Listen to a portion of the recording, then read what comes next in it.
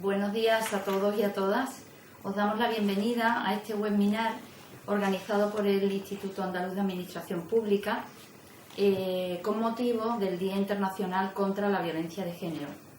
Hoy, 25 de noviembre, queremos reflexionar sobre esta lacra de la sociedad actual y cómo abordar sus causas y sus posibles soluciones.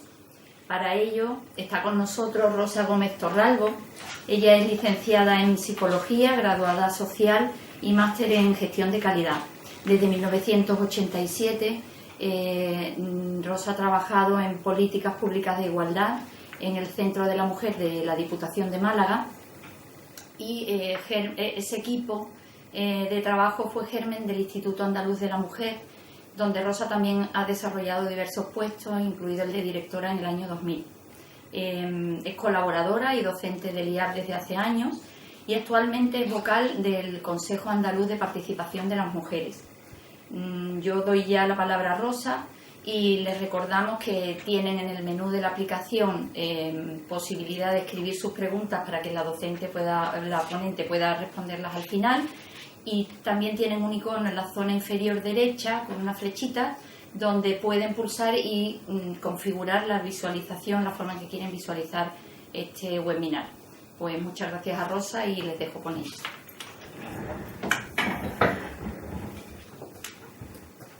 Muchas gracias, Cristina. Buenos días a todo el mundo que os habéis conectado. Muchas gracias al Instituto Andaluz de Administración Pública por darme la oportunidad de compartir estos minutos, 20-25 minutos. Me han comentado que va a ser la exposición y luego las preguntas que queráis hacer. En un día, 25 de noviembre, que como sabéis, hace unos 16 años, en 1999, en las Naciones Unidas, siguiendo la propuesta de las compañeras de asociaciones de mujeres de Centroamérica y Latinoamérica, propusieron que se considerase un día para pensar, para reflexionar sobre esta lacra que, como bien has dicho y como aparece en el título, es una emergencia global. Yo planteé una serie de preguntas y voy a tratar de ir respondiendo a las preguntas a medida que vayamos hablando. Quizá la primera de estas preguntas, bajo mi punto de vista, es una de las fundamentales. ¿Qué tipo de violencia sufren o sufrimos las mujeres en la actualidad? Yo os propongo que pensemos, que pienses en un momento lo primero que se te viene a la mente al pensar en violencia de género. ¿Qué es lo primero que se nos viene a la mente? Es probable que se nos venga a la mente una imagen de una mujer, un rostro, una cara con un hematoma o con el efecto de un ácido, con el efecto de llamas. Es posible que hoy nos venga a la mente el joven que ha asesinado a una mujer en Fuenlabrada, a una joven de 26 años. Normalmente, habitualmente, son las imágenes, saltamos de una imagen, cada 3 o 4 días ocurre un asesinato y vamos saltando de asesinato en asesinato. Esa es una violencia extrema, es muy importante, pero esa imagen nos conduce a pensar, a imaginar la violencia de género como algo que ocurre entre dos personas, algo que ocurre en ese ámbito donde hay muy poca información, ocurre en el ámbito privado y queda ahí. Y ahora estaremos en estos días hablando sobre qué problema había, ese eco que nos ha dejado los medios de comunicación, por ejemplo, de que él decía el hijo no es mío, y nos vamos a quedar en ese suceso. Además, esto ocurre en un momento, en una sociedad en la que es formalmente igualitaria. Hemos conseguido un gran avance, tenemos una constitución, tenemos leyes de igualdad, tenemos recursos institucionales y sigue ocurriendo esto, y sigue ocurriendo con jóvenes, sigue ocurriendo con gente muy joven. Este caso de Fuenlabrada eran jóvenes, pero es que son más jóvenes aún los que sigue habiendo casos. Es como una sangría que parece que somos incapaces en nuestra sociedad de detener. Incluso caemos como en un fatalismo, es decir, es como si a pesar de todo lo que estamos haciendo, algo como que no se puede evitar. Y es ahí donde tenemos que, es la propuesta, es lo que yo puedo intentar aportar, es decir, vamos a reflexionar sobre qué es lo que hay detrás de este iceberg, ¿no? Esta es la punta, es un síntoma, pero ¿qué es lo que hay detrás? Ya en los años 60 el feminismo nos decía que lo personal es político. Este hecho personal tenemos que hacer un análisis político. Es verdad que va a haber minutos de silencio, que va a haber declaraciones institucionales, pero eso no es suficiente. Eso no es suficiente para entender lo que significa que esto que ocurre entre dos personas es un hecho político. Eso significa que tenemos que tener una teoría que nos permita entender por qué ocurre eso. Una teoría, la palabra teoría viene del griego, viene del mismo significado que ver, iluminar, explicar. Necesitamos una teoría para entender. Si no tenemos previamente una teoría, no le damos significado a lo que ocurre y no nos permite organizar en algo lógico, que podamos entender qué ha pasado ahí. ¿Y cuál es la teoría que nos va a permitir entender algo de lo que está ocurriendo? Esa teoría es una teoría de género. Es una teoría que nos permite entender que el comportamiento de las personas está condicionada, está construida socialmente y está vinculada a que tengan un sexo u otro. Se asocia el hecho de nacer mujer y al hecho de nacer varón una serie de comportamientos, de expectativas, de atributos que tienen que cumplir en esta sociedad. Por eso tenemos que conceptualizar ese proceso. Celia Morós nos dice que conceptualizar es politizar. Por eso, el construir cómo se va aprendiendo estos comportamientos es uno de los hechos fundamentales para poder entender y cuando entendemos y nos hacemos una imagen en el pensamiento es cuando podemos actuar. ¿Qué nos permite entender eso? Y a la vez ver que estamos en una sociedad formalmente igualitaria. Esos roles, los roles que se atribuyen en esa construcción de género, es verdad que están ya atravesando muchas fronteras, es decir, en el ámbito profesional, en el ámbito laboral, las profesiones, estamos accediendo las mujeres a todos los ámbitos, en la educación. Entonces, en los roles parece que hemos avanzado bastante, queda mucho por hacer y además nos estamos ciñendo a un ámbito del mundo. En el contexto global la situación es muy desigual en función de los territorios, de ahí que la construcción de género tenga que ver con el momento histórico y con los lugares, pero en este momento en Andalucía podemos decir que los roles ya son más igualitarios. Pero ¿qué pasa con las propias identidades? ¿Qué pasa con esta ofensiva que estamos percibiendo? Porque es verdad que no es porque hablemos más de ello, es que en España hay más violencia, eso tampoco es cierto, pero también es verdad que estamos observando una reacción del sistema, una reacción de este sistema patriarcal que hay que entender para contextualizar esta relación entre hombres y mujeres, un sistema de poder independiente a otros sistemas de poder que hay en esta sociedad, como por ejemplo el capitalismo, que regula nuestras relaciones económicas, pero a la vez hay otros sistemas que regulan nuestras relaciones entre hombres y mujeres, que es el patriarcado y que es una relación de poder. Entonces, ¿cuál es ese mandato que además está absolutamente activo en ese mandato del patriarcado, en esa construcción de identidades? Pues que la identidad masculina está muy vinculada a la violencia y sigue muy vinculada a la violencia. Fijaros que hasta el año 1983 el que un hombre tuviera una relación conyugal con la mujer a la que estaba agrediendo era un atenuante. Hay una legitimación de la violencia. ¿Sabéis el diccionario de la Real Academia, que sabemos que no nos quiere demasiado a las mujeres, cómo define la palabra violento? Lo define, dice, dicho de una persona que actúa con ímpetu y fuerza y se deja llevar por la ira.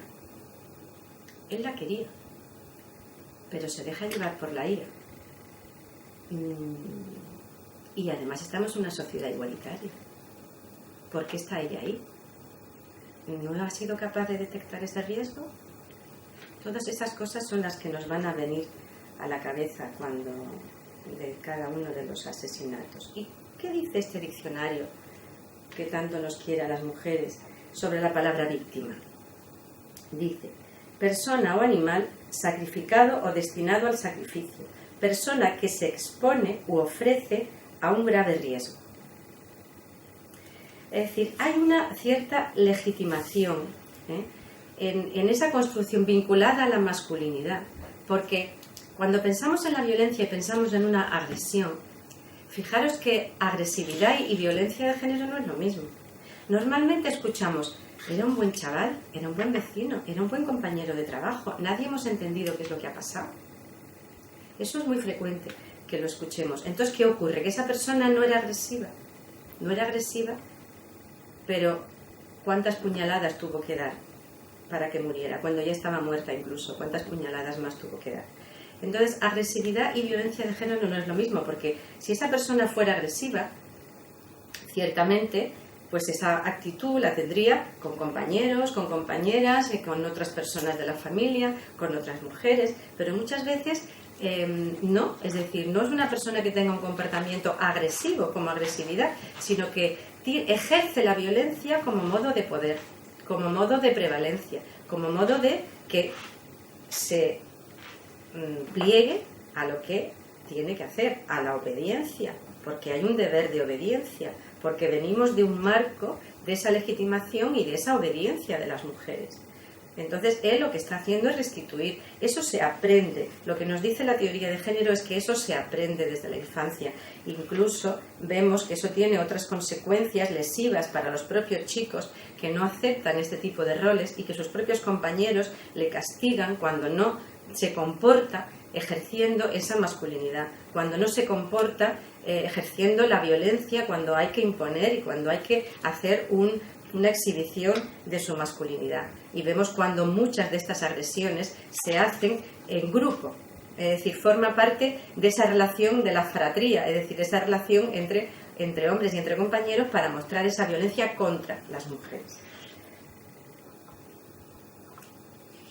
Pero claro, eso tiene una parte de la construcción de la identidad femenina. Es decir, el sistema patriarcal que está haciendo esa construcción de género, ese mandato, esa socialización, ¿qué es lo que nos está diciendo a las mujeres? A las mujeres nos educa en la ética del cuidado y en la ley del agrado. ¿Qué significa eso? Significa que las prioridades en la vida nuestras son agradar, son cuidar. Eso tiene que ver con nuestra construcción como mujeres, con nuestra identidad. Y parece que si no nos surge de natural el que nos sintamos realizadas, cuidando, agradando, es que nos falta algo de esa parte de feminidad.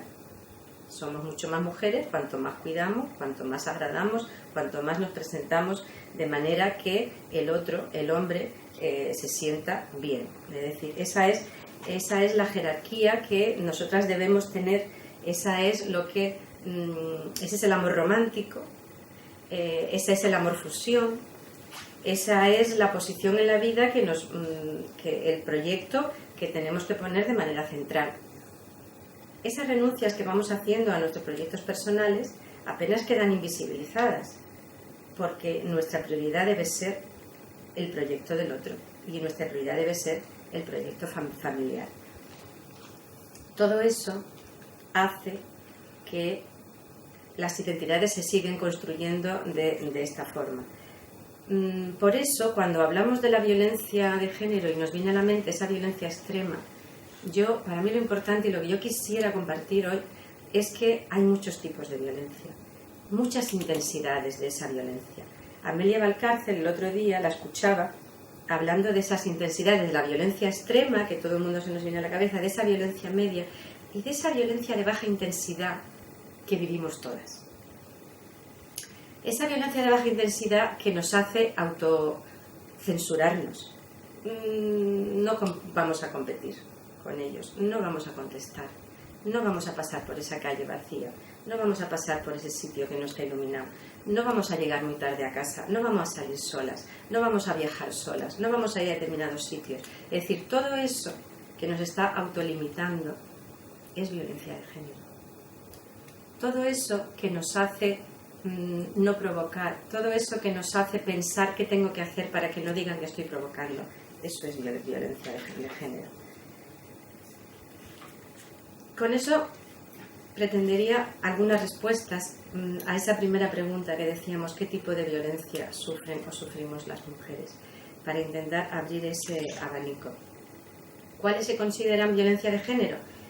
Y ya veo que ya queda poco tiempo, pero bueno, ya decía que esta pregunta para mí era más fundamental.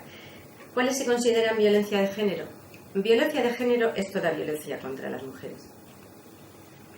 Ahora bien, en España, hoy por hoy, la Ley 1/2004, que sabéis que es la primera ley de aquella legislatura a la que se llegó por unanimidad, se aprobó por unanimidad en el Congreso, también es cierto que esa unanimidad parece que terminó cuando se aprobó la ley, porque luego a la hora de cumplirla no hay tal unanimidad.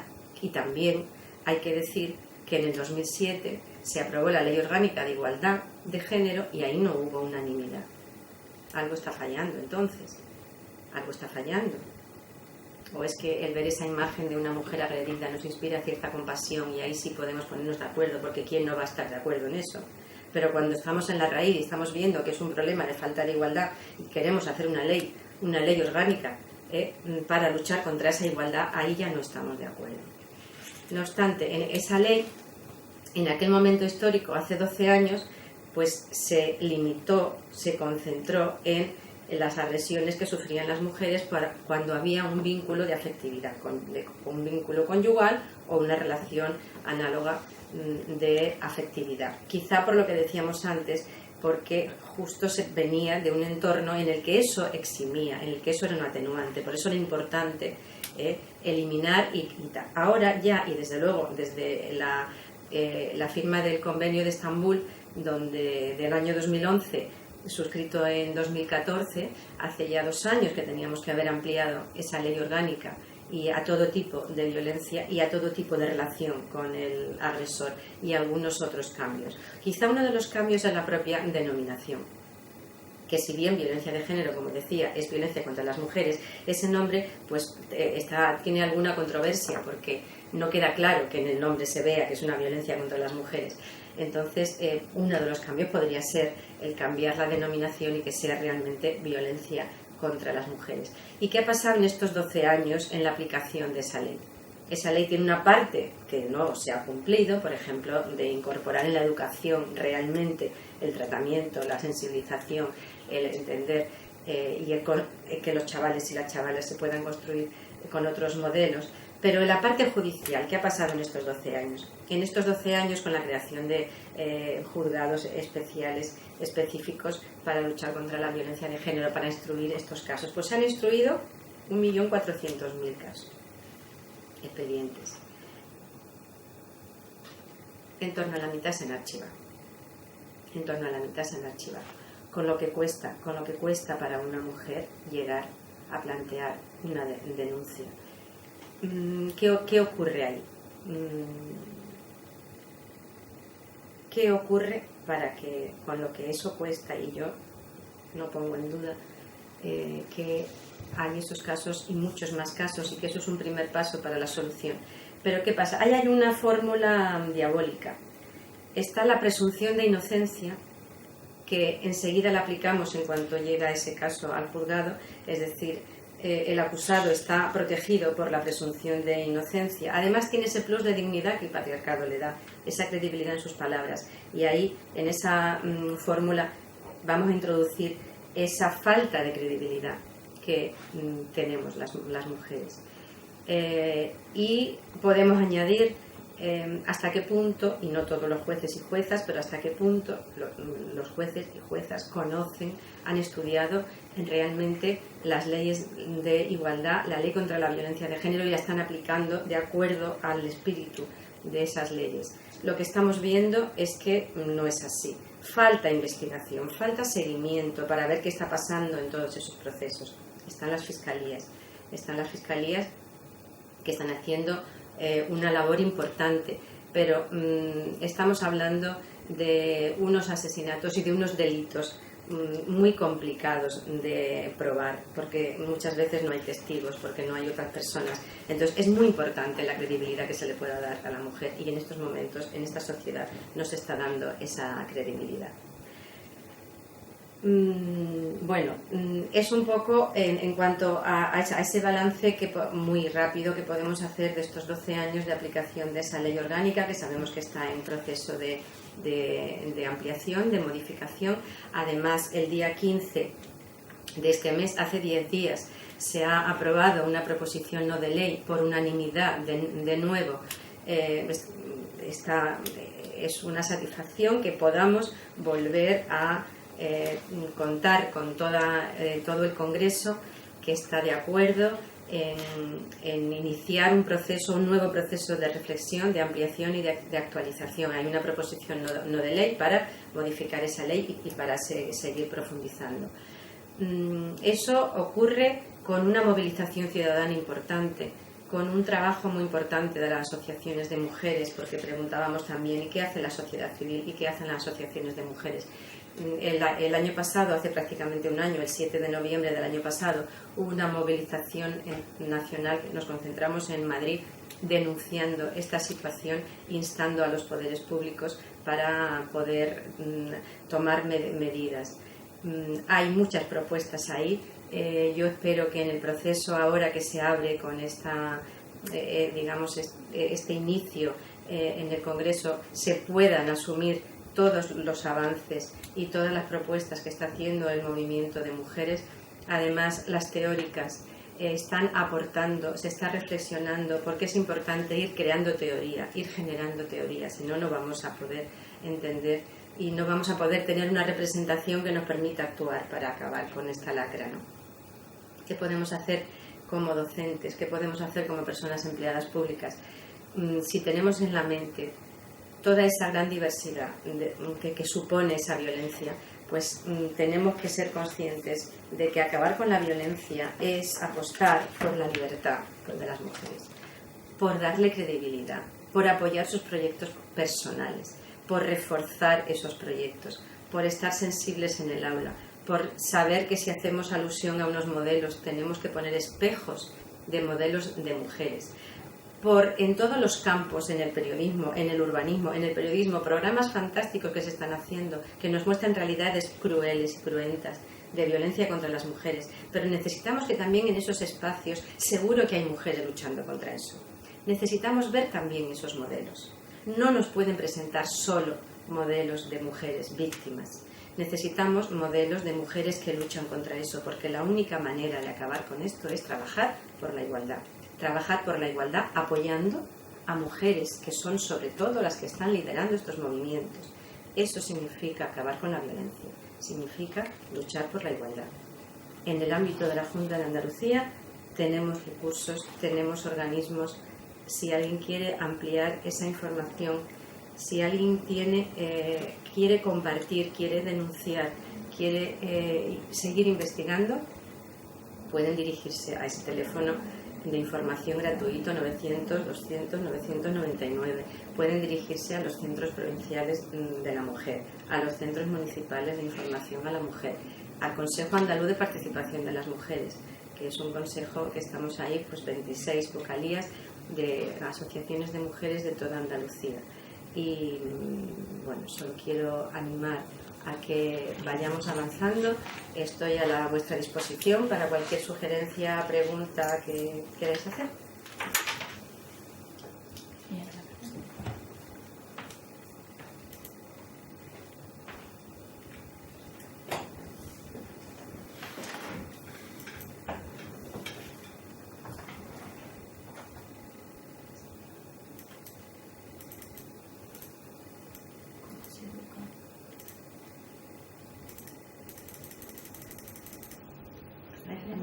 Sí, hay varias preguntas.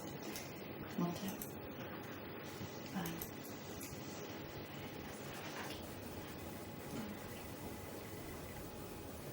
Siéntate. ¿Tiene que ver la violencia de género con el sentimiento de posesión de la otra persona?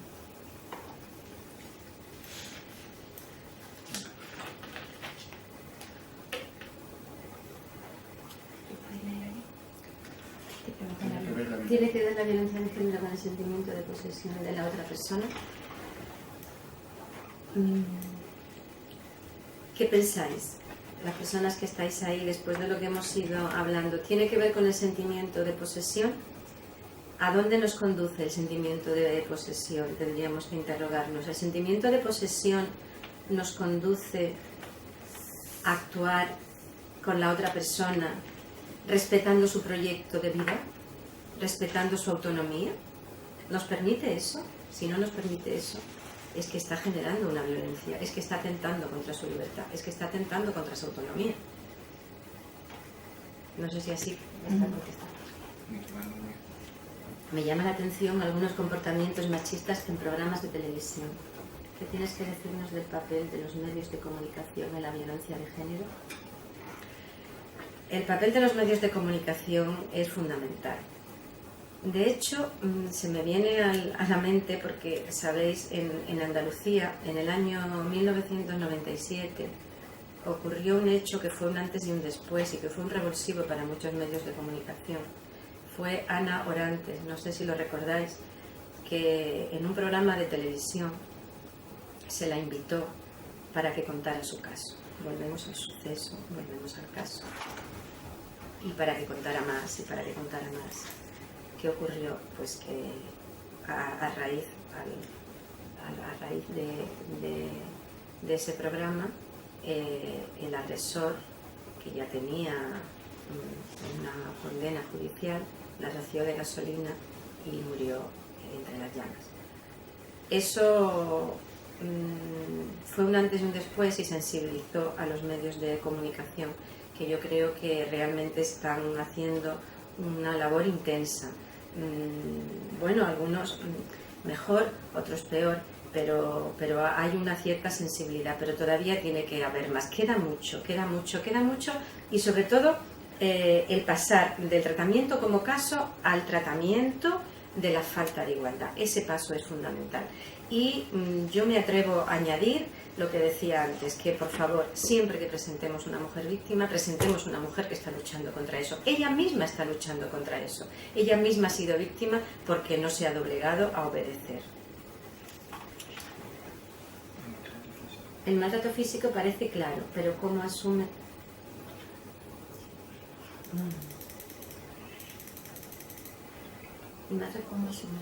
¿Cómo asume una mujer que es víctima de maltrato psíquico o patrimonial?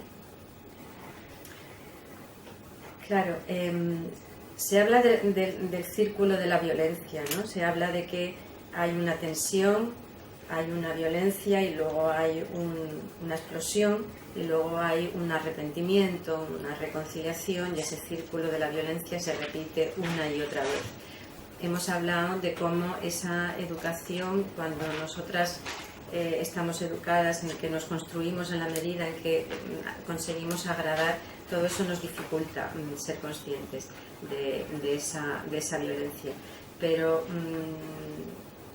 por eso es importante que los espejos que se ofrezcan desde los medios de comunicación y en todo nuestro entorno nos presenten a mujeres que han roto eso, a mujeres que han respondido, a mujeres que consiguen llevar adelante su proyecto de vida. No es fácil identificar eso porque tú vas perdiendo la autoestima. Tenemos ahí los testimonios de las mujeres que han pasado por ahí y que han conseguido salir de ahí, y que muchas están trabajando en asociaciones de mujeres para acompañar a otras mujeres, para compartir su experiencia. Entonces es importante, cuando alguien sufre, como cualquier malestar, si está sufriendo, si una mujer está sufriendo, eso es una señal de alarma. Si está sufriendo, si siente que no puede ejercer sus derechos, su mínimo derecho de credibilidad, de libertad, de autonomía, pide ayuda.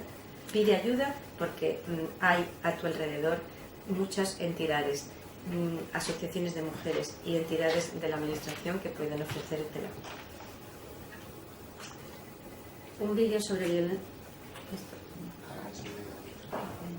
Desde el IAB nos indican que hoy pueden encontrar en nuestro canal un vídeo sobre violencia de género con Flor de Torres y la Dirección General de Violencia de Género. Sí, es verdad que yo lo estuve viendo ayer y además queríamos poner ahora, lo vamos a poner la campaña que ha lanzado la Junta de Andalucía este 25 de noviembre sobre cómo hacer frente, y la distancia la pones tú. Ahora vamos a poner ese spot, y hay una píldora formativa, ¿no?, que se llama En el IAP con Flor de Torres, que dura unos 5 minutos y que tiene mucha información también interesante y que podéis ver elaborada por el IAP también. ¿Qué opinas sobre la mercantilización de las mujeres? ¿Por qué se sigue utilizando a la mujer como un objeto en la sociedad y se nos hace creer que tenemos que convertirnos en esos objetos construidos desde la sociedad patriarcal y que nuestro valor lo pone el hombre? ¿Cómo podemos luchar contra esta idea tan arraigada y que ahora parece tan moderna? ¿Hasta qué punto la Iglesia Católica tendría un papel secundario históricamente en crear una mentalidad de cultura de sumisión de la mujer hacia el hombre? Bueno, yo creo que estás contestando a la vez que estás preguntando. Estoy totalmente de acuerdo en esa ofensiva del sistema, en el que cuando estamos avanzando en algunos terrenos de igualdad, cuando en los roles estamos viendo que estamos accediendo en igualdad de oportunidades a determinados espacios y estamos viendo que está esa ofensiva patriarcal, se está incrementando la violencia sexual, se está incrementando el convertir el cuerpo de las mujeres en objeto, se está aumentando la prostitución forzada, la prostitución, está aumentando, es decir, es en esa construcción, como decíamos, en esa construcción de la identidad como está adoptando otras formas. Y como además tenemos ese espejismo de la igualdad que aparentemente se está eligiendo, las mujeres están eligiendo, es ahí donde se da esa profunda contradicción. Ese es el mito de la libre elección que plantea Ana de Miguel. Es decir, que las mujeres se esté utilizando su cuerpo como objeto sexual aquí y de manera brutal en muchas partes del globo, es una de las reflexiones que tenemos que hacer. ¿Ya está? Vamos a ver el vídeo. Bueno, pues muchas gracias y nos encontraremos en el camino de la libertad y la igualdad de las mujeres.